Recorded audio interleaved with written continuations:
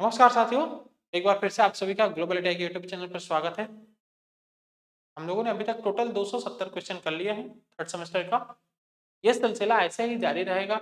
एक एक करके सारे चैप्टर को निपटाते जाएंगे, सारे चैप्टर कंप्लीट करते जाएंगे। भाई, हमें बेहतर से बेहतर रिजल्ट बनाना है तो एक एक क्वेश्चन को करते जाएंगे, एक एक क्वेश्चन को निपटाते जाएंगे। ठीक है, पूरे क्वेश्चन पढ़ने की जरूरत नहीं है आपको, लेकिन यदि आप बेहतर रिजल्ट चाहते हैं तो एक एक क्वेश्चन को देखना जरूरी है। चलिए देखते हैं आज का अपना पहला क्वेश्चन। ये आपके सामने दे दिया है। देखो ये क्वेश्चन जो है 2000, ये क्वेश्चन पिछले साल 2022 के एग्जाम 2023 के एग्जाम में, जुलाई 2023 के एग्जाम में आपसे पूछा हुआ है। ठीक है, ये जुलाई 2023 के एग्जाम में पूछा हुआ क्वेश्चन पूछा था। केवल फिगर दे दिया था, पूछ लिया था आपसे कि कौन सा मशीन है, ये कौन सा मशीन है। ये हमारी ब्रशलेस अल्टरनेटर।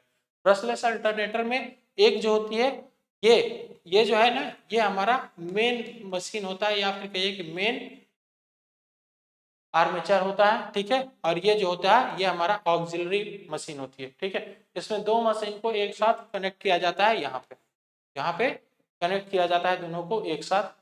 एक मेन मशीन होती है और एक हमारी ऑक्सिलरी मशीन होती है इसमें। तो यह बन जाता है हमारा ब्रशलेस अल्टरनेटर। चलो अगला क्वेश्चन देखते हैं। दो पोल 50 हर्ट्ज अल्टरनेटर के आरपीएस में गति की गणना ज्ञात करना है। अब देखो यहाँ पे थोड़ा सा ध्यान दीजिएगा। आरपीएस बोला है आपसे क्वेश्चन। आरपीएस जिसका फुल फॉर्म क्या होगा? जिसका फुल फॉर्म होगा राउंड पर सेकेंड। राउंड पर सेकेंड।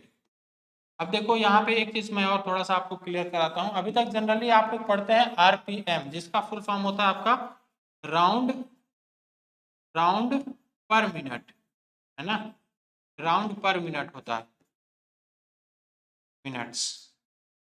तो ये हो गया आपका आरपीएम और ये हो गया आपका आरपीएस। क्वेश्चन आपसे पूछा है आरपीएस में। हम लोग फॉर्मूला पढ़े कौन सा? N S equal to 120 F divide by P. इस फॉर्मूले से जो भी हमारा आंसर निकलता है वो किस में आता है? वो आता है हमारा आरपीएम में। इसमें आता है वो आरपीएम में आता है, न कि आरपीएस में। ठीक है, अब देखिएगा, थोड़ा सा ध्यान से देखिएगा। ये आरपीएम को हम लोग आरपीएस में कैसे चेंज करेंगे, ये थोड़ा सीखने वाली बात है, इसको ध्यान दीजिएगा। चलो मैं पहले डाटा लिख लेता हूं, क्या क्या हमें गिवन है क्वेश्चन में। पी इक्वल टू 2 दिया हुआ है। पी इक्वल टू कितना दिया हुआ है मेरे भाई? 2। और एफ इक्वल टू दे रखा है आपको 50 हर्ट्ज। ठीक है सर, अब मैं यहाँ पे वैल्यू पुटअप कर दूं तो हमारा आंसर निकल आएगा 120 divide multiplied by 50 divide by 2। तो ये कितना हो गया? ये हो गया हमारा 3000 आरपीएम। ये कितना हो गया यार? 3000 आरपीएम हो गया। लेकिन अब हमें इसको आरपीएस में चेंज करना है। देखो यहाँ पे जनरली ये क्वेश्चन गलत बना, मतलब गलत हो जाता है आपसे, या हमसे भी एक बार गलत हुआ है। ये जैसे ही आपको 3000 दिखा, तुरंत आप टिक कर दे हो 3000 ये, और आगे बढ़ जाते हो। अरे ये ध्यान दो यहाँ पे कि ये आरपीएम में आया है, ये आरपीएम में आया है, इसलिए यूनिट्स का ध्यान देना बहुत जरूरी होता है। अब हमें आरपीएम में चेंज करना होता है, तो अब यहाँ कैसे चेंज करेंगे? अब चूंकि हम जानते हैं, चूंकि 1 मिनट इक्वल टू कितना होता है यार? 1 मिनट इक्वल टू होता है 60 second. 60 second. Then RPS equal to कितना हो जाएगा?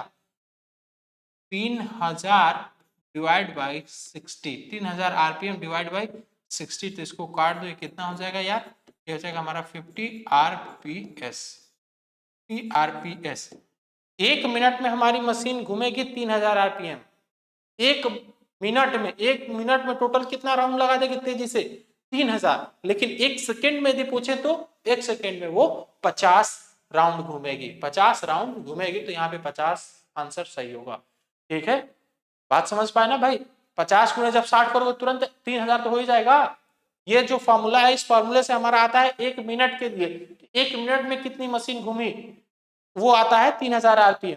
लेकिन क्वेश्चन में पूछा है आपसे कि 1 सेकेंड में कितना घूमता है, तो वो बनेगा 50 आरपीएस। ठीक है, तो ये आरपीएम और आरपीएस का फंडा आपको समझ में आ गया होगा अभी तक। चलिए आगे देखते हैं हम लोग। घूर्णन क्षेत्र प्रकार अल्टरनेटर घूर्णन क्षेत्र प्रकार अल्टरनेटर का उपयोग करने का क्या फायदा है। ठीक है, हाँ देखो अब यहाँ पे बोला है कि यदि हमारा जो रोटेटिंग फील्ड है, रोटेटिंग फील्ड का वाला अल्टरनेटर यूज करने के पीछे क्या लॉजिक, क्या हम लोग रोटेटिंग आर्मेचर नहीं कर सकते थे? रोटेटिंग आर्मेचर करते तो थोड़ा सा हमें दिक्कत हो जाता, किसका? स्लिप रिंग्स का। ठीक है, किसका? स्लिप रिंग्स का। जो हम लोग रिंग्स यूज करते हैं स्लिप रिंग, उसका दिक्कत होने लगता है कि जितना फेज रहता है उस हिसाब से हमें स्लिप रिंग लगाना पड़ता।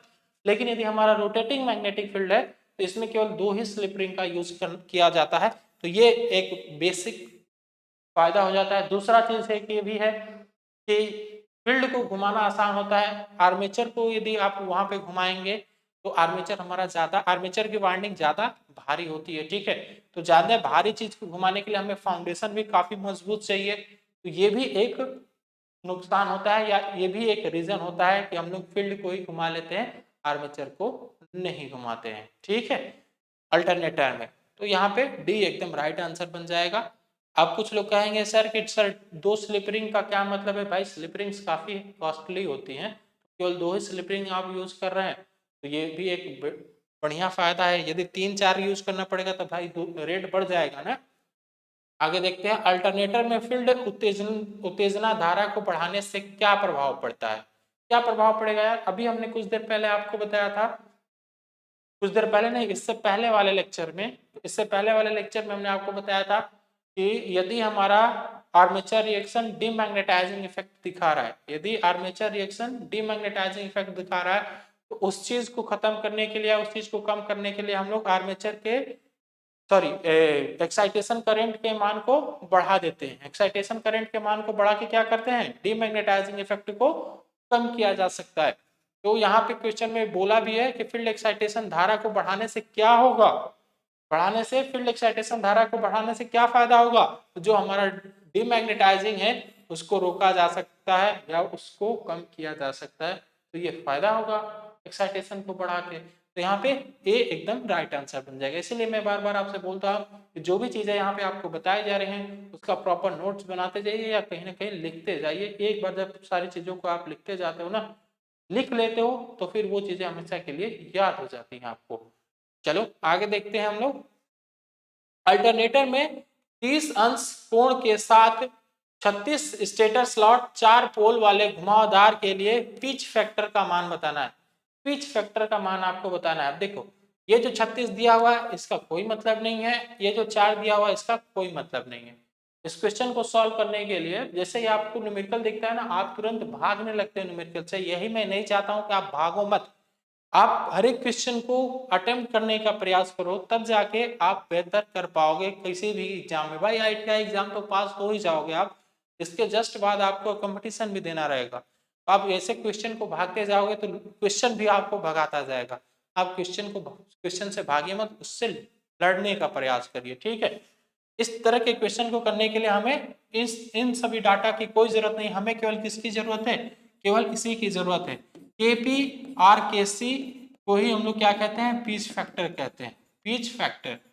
ठीक है, अब पिच फैक्टर का फॉर्मूला हमने इससे पहले बताया था जब मैं आपको ईएमएफ इक्वेशन बता रहा था। ईएमएफ इक्वेशन जब मैं आपको बताया था इससे पहले वाले लेक्चर में, जब पहले वाला लेक्चर यदि कोई नहीं देखा होगा प्लेलिस्ट पे जाकर देख सकता है वहां से।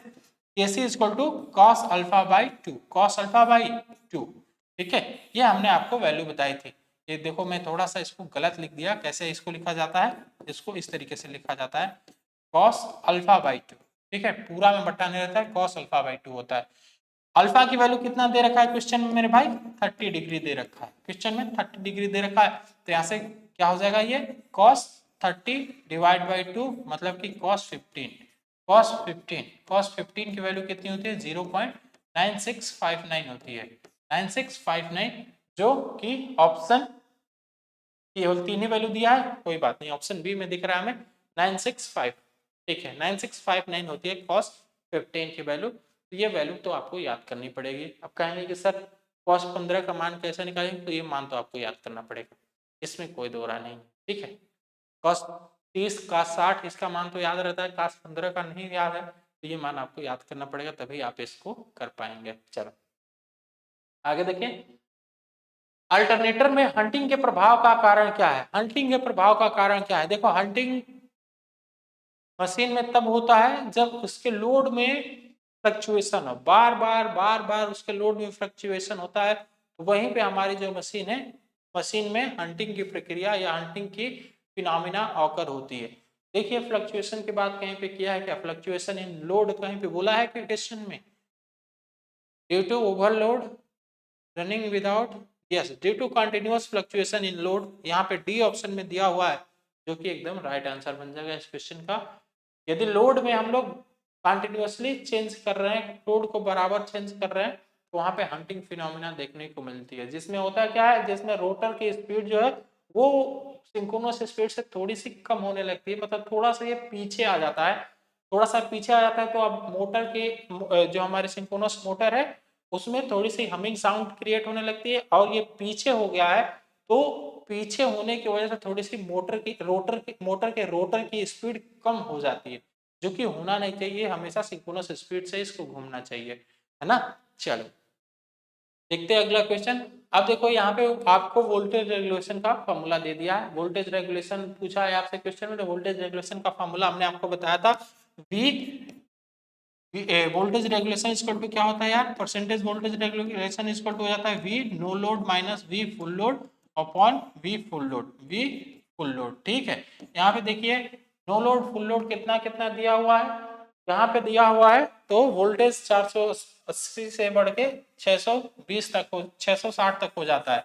देखो, अभी ये क्वेश्चन करने में थोड़ा सा गलती हो जाएगा, ये क्वेश्चन यहाँ पे सही से लिखा भी नहीं है, ठीक है। इस क्वेश्चन को जब आप क्वेश्चन निमी की बुक में देखेंगे, तो वहां पे ये बोला है, एग्जैक्टली बोला है कि ये जो 480 वोल्ट है ना, ये क्या है? ये फुल लोड वोल्टेज है, ये हमारा फुल लोड वोल्टेज है, और शून्य लोड वोल्टेज हमारा 660 है, ठीक है। वहां पे ये चीज बोला है, इस वजह से ये हम इसको मानेंगे फुल लोड, लेकिन ऐसे देखने में आपको समझ में आ रहा होगा, क्वेश्चन आप पढ़ेंगे तो आपको देखने में समझ में आ रहा होगा कि सर ये हमारा फुल लोड वोल्टेज है और ये हमारा नो लोड वोल्टेज है, जो कि बिल्कुल गलत है, ठीक है। यहाँ पे देखिए, अब मैं यहाँ पे लिख दूं वी नो लोड कितना हो गया हमारा? 660 माइनस 480 डिवाइड बाई कितना हो जाएगा? 480, ठीक है। तो ये कितना हो गया यार? इसको घटा लो, इसको घटाओगे तो कितना हो जाएगा? ये यहाँ से बन जाएगा आपका 180 डिवाइड बाई 480, जो आ जाएगा कितना? 0.375, 0.375। इसको यदि परसेंटेज में चेंज करेंगे हम लोग तो 37.5%, 37.5% आपको किस ऑप्शन में दिख रहा है? ये दिख रहा है हमें सी ऑप्शन में, जो कि सी एकदम राइट आंसर बन जाएगा इस क्वेश्चन के लिए, ठीक है। ये एकदम राइट बात आपको समझ में आ गई होगी। ये जो 480 है ये कैसे फुल लोड है, ये कैसे 660 वाला कैसे नो लोड है, ये भी बात आपको समझ में आ गई होगी। थोड़ा सा क्वेश्चन में कहीं ना कहीं मिस्टेक है, जिसको आपको इंक्लूड कर लेना है, ठीक। चलो आगे देखते हैं हम लोग। ये कन्वर्टर का टाइप दिया हुआ है, ये जो छोटा छोटा सिंबल बनाया हुआ है, ये जो छोटा छोटा सिंबल आपको बनाया हुआ है, इसका मैं बड़ा सिंबल यहाँ पे बना देता हूँ, तब आपको क्लियरली समझ में आ जाएगा।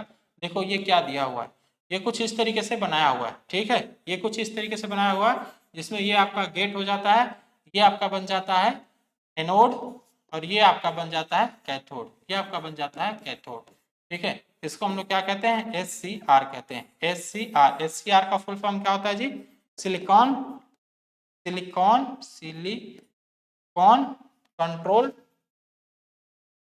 Silicon control rectifier, silicon control rectifier. तो कई सारे सिलिकॉन को मिला के हम लोग एक रेक्टिफायर बनाते हैं। तो यहाँ पे सिलिकॉन ही बनाया हुआ है, 1 2 3 4 5 6, टोटल 6 बनाया हुआ है, ठीक है। तो ये यहाँ पे सिलिकॉन कंट्रोल रेक्टिफायर बन जाएगा, ठीक है। उम्मीद है आपको ये चीज समझ में आ गया होगा। देखिए यहाँ पे एक फेज के लिए हमारा 2 सिलिकॉन का यूज किया गया है, ठीक है।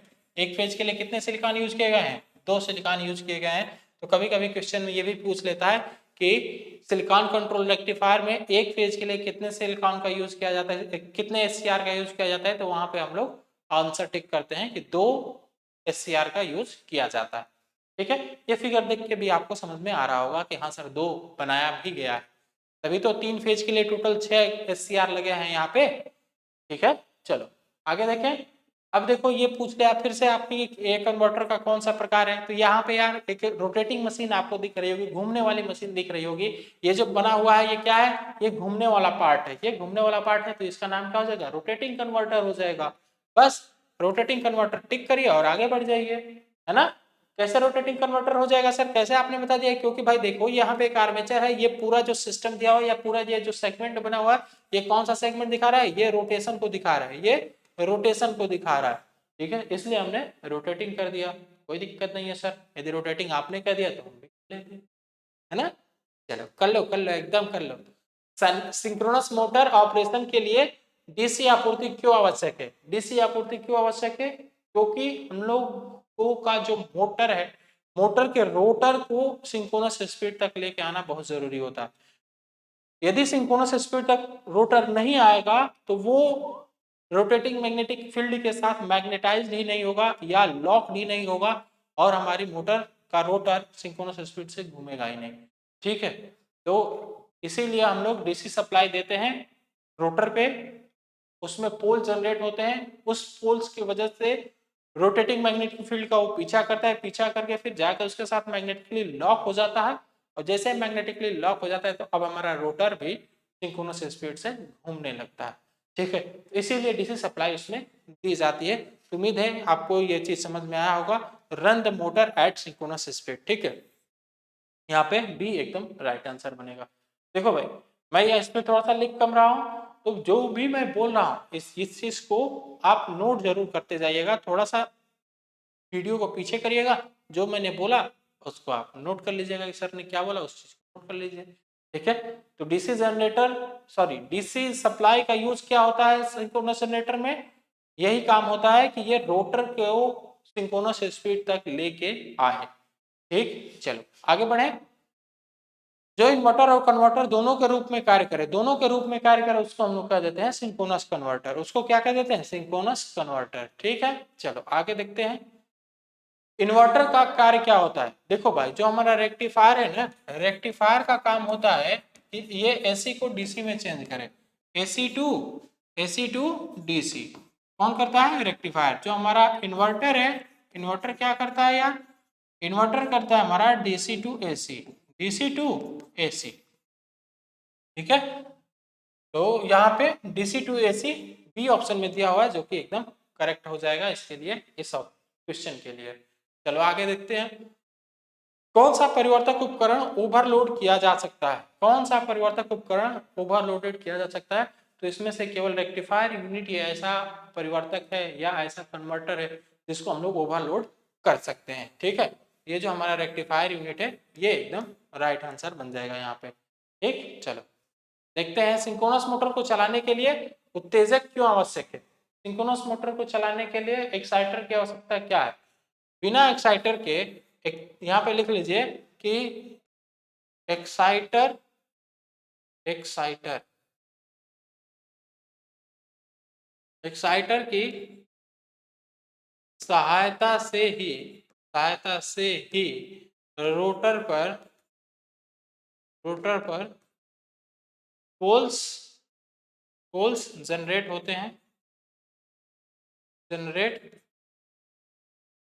हैं, जो जो आरएमएफ के साथ, आरएमएफ बोले तो रोटेटिंग मैग्नेटिक फील्ड के साथ मैग्नेटिकली लॉक होते हैं, मैग्नेटिकली लॉक्ड होते हैं, ठीक है। और रोटर सिंक्रोनस स्पीड से घूमता है, रोटर किस स्पीड से घूमता है, सिंक्रोनस स्पीड से घूमता है, ठीक है। अच्छा यदि ऐसा ना होता तो क्या होता सर, ऐसा यदि नहीं होता तो हमारा रोटर सिंक्रोनस स्पीड से मतलब वो मैग्नेटिक फील्ड से लॉक्ड ही नहीं होता और सिंक्रोनस स्पीड से घूमता ही नहीं। यदि लॉक ही नहीं होगा तो सिंक्रोनस स्पीड से घूमेगा कहाँ से, है ना। यदि आप गाड़ी पे बैठोगे ही नहीं तो आप जल्दी पहुंचोगे कहाँ, आपकी स्पीड कैसे बढ़ेगी, जब आप गाड़ी पे बैठोगे तब तो आपकी स्पीड बढ़ेगी। तो यही इसका आंसर बन जाएगा कि उत्तेजक का आवश्यकता क्या है, तो मोटर को सिंक्रोनस स्पीड से घुमाना। ठीक है, ये है मोटर को तुल्यकालिक स्पीड से चलाए, यही काम होता है आपके एक्साइटर का। ठीक है, चलो देखते हैं आज का लास्ट क्वेश्चन अपना, कि किस एप्लीकेशन को केवल डीसी की आवश्यकता होती है। इसमें से कौन सा ऐसा मेथड है या कौन सा ऐसा प्रक्रिया है जिसमें केवल और केवल हम लोग डीसी सप्लाई का ही यूज करते हैं, एसी सप्लाई उसके लिए नहीं यूज किया जाता है। तो देखो डीसी दो ऐसा प्रक्रिया है या दो ऐसी विधि है जिनका यूज केवल और केवल डीसी सप्लाई पे ही किया जाता है। वहां पे हम लोग एसी अभी भी नहीं यूज करते हैं, इतना मॉडर्न हो जाने के बावजूद भी हम लोग वहां पे अभी डीसी ही यूज करते हैं, एसी यूज नहीं किया जाता है। कौन कौन से दो हैं? एक है आपका इलेक्ट्रोप्लेटिंग, ठीक है, एक है आपका इलेक्ट्रोप्लेटिंग और दूसरा है आपका बैटरी चार्जिंग, दूसरा है आपका बैटरी चार्जिंग। ये दोनों प्रक्रिया जो है, ये दोनों प्रक्रिया केवल और केवल डीसी से ही संभव है, डीसी सप्लाई पे ही संभव है, एसी सप्लाई पे ये दोनों प्रक्रिया संभव नहीं है। ठीक है, तो यहाँ पे आपको दिख रहा होगा इलेक्ट्रोप्लेटिंग ए ऑप्शन में, जो कि एकदम राइट आंसर बन जाएगा यहाँ पे। ठीक है, तो उम्मीद करते हैं कि आज का सेशन आप लोग एंजॉय किए होंगे और आप बेहतर तैयारी भी कर रहे होंगे। चलिए, यदि कोई सजेशन आपका हो तो जरूर हमें बताइए, और यदि क्लासेस अच्छा लग रही हो आपको तो शेयर जरूर करते जाइएगा और लाइक भी करते जाइएगा। धन्यवाद।